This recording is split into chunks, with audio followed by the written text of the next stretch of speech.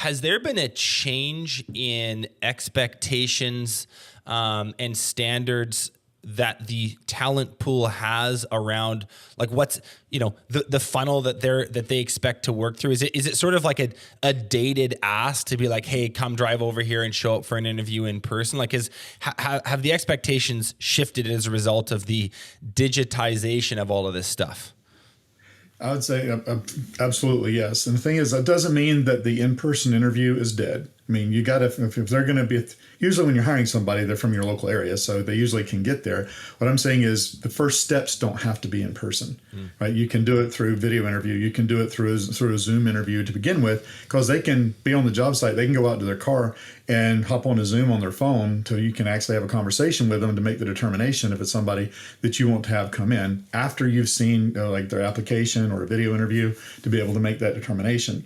And then being a little more flexible on when you will interview those people, because again, they're usually working for someone else. So you're going to need to change your schedule to kind of accommodate them. And if people are like, they want a job, they need to come here, or they need to do this. The days of getting people to jump through a bunch of hoops to come work for you are that's 5 years ago kind of mentality. You wouldn't make your customers jump through hoops for you to be able to provide service for them. So likewise, you don't want to make your candidates jump through hoops to be able to come work for you.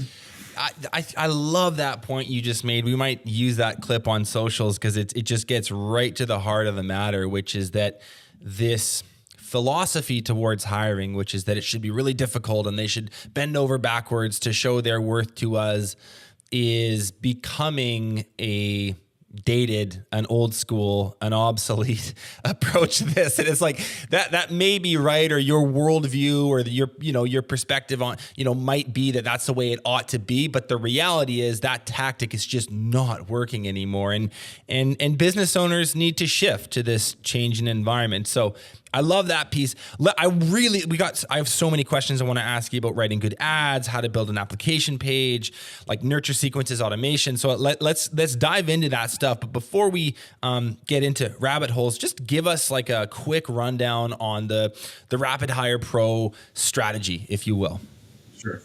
So the job boards are already always out there. They're going to work. Also, referrals are going to work. What we do is we do everything through social media, because that's where people are spending their time, about 2.5 hours a day. So we run attention getting ads that stop the scroll to get people to take a minute to look at the position and then click on learn more to be able to put their information in to see more about the position. Once they do that, we're instantly sending them a text message with a picture of the ad and a text message with a call to action to go fill out an application, because it cuts down on who are you, why are you calling me, why are you texting me, and it's instantaneous. The other thing is, in the society today, they're used to virtual, but also used to instant communications and being kept abreast every step of the way. So once we get them into that funnel, we're communicating with them on a daily basis each day to get them to complete the application. Once the application is completed, and it's a form inside of our system that they fill out the blanks, not requiring a resume, they fill that out, then they go do a video interview. It's automated, doesn't take any of your time, it only takes the candidate's time to answer a few questions so you can get a feel if it's somebody you actually want to have an in-person interview with. And then from there, we manage that all the way through that process to then actually scheduling the interview on the client's calendar with the candidate, and then nurturing them to show up for the interview.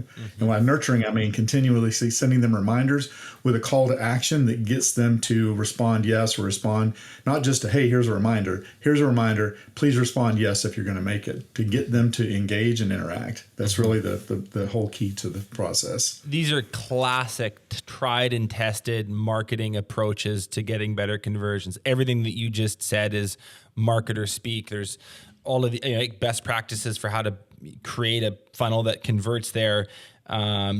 Nurture reminders, a bunch of automations, text versus email. So the parallels between the two are becoming clearer and clearer.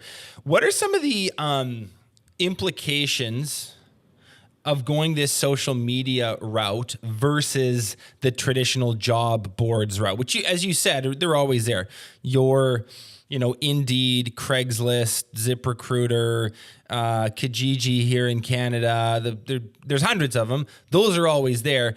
What are some of the, let's say, benefits of going the social media route versus that tried and tested path? Sure. So with the tried and tested path, the only people you're getting is the people who are going to those job boards, the people who are going on Kijiji actively searching, on Craigslist actively searching. Social media, the difference is it's kind of like the difference in pay-per-click, where they have to go search for they're searching for the solution, versus Facebook advertising, where you're putting it in front of them to help make a decision. That's what we're doing with social media, with Facebook and Instagram, putting the ad in front of people who are scrolling, who not necessarily going to the job board. So we're expanding the pool of applicants, of leads, to those people who are on those social media sites. About 2.5 hours a day for both US and Canada every day on social media. And then from there, putting it in front of them so they even know that it's there. Statistics show that 74% of job seekers are passive job seekers, meaning they probably would make a move if they knew about a position, but they're not going to go hunting for it. It has to show up in front of them. 74%, fully, very nearly 3/4 of the population are sort of, they're not actively looking for a job, but they might take one if it was like presented to them in a captivating way, is what you're saying. Exactly. Wow. It's a captivating way, positioning some of the benefits of working for you versus possibly where they're currently at.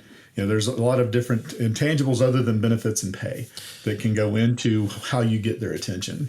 Yeah. The other thing I wondered if you could comment on is like the crowdedness of a job board. You've got pretty stiff competition on there versus social media, which, trends come and go. Maybe it will get crowded in 5 or 10 years time. Who knows? We'll see. But right now, this is sort of this is newer territory for recruitment for trades is this social media pool we're talking about. Can you maybe comment on the crowded aspect of the job boards? Sure. So it's like if you've ever seen a pier, whatever, there's 100 people on a pier fishing and everybody's got the same bait and the same line. It's just a matter of which one is the fish going to come and bite. Basically that's what you're doing on the job boards. And there's nothing wrong with that. People catch fish off the pier every day, but when there's 100 people fishing for the same fish, the likelihood goes way down.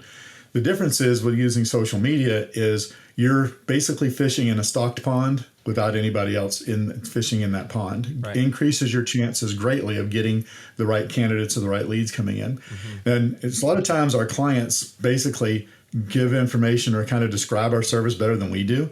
So Miles Sidorak, he's with Naiad Irrigation up in Calgary. He said, when I'm on Indeed or Kijiji, it's like I'm at a job fair where there's a bunch of other companies doing the same thing and we're all competing for the same people.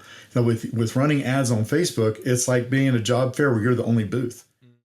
Listen, if you like that clip, you can watch the full episode by clicking here. If you're not yet subscribed, you probably should be, and you can do that by clicking right here.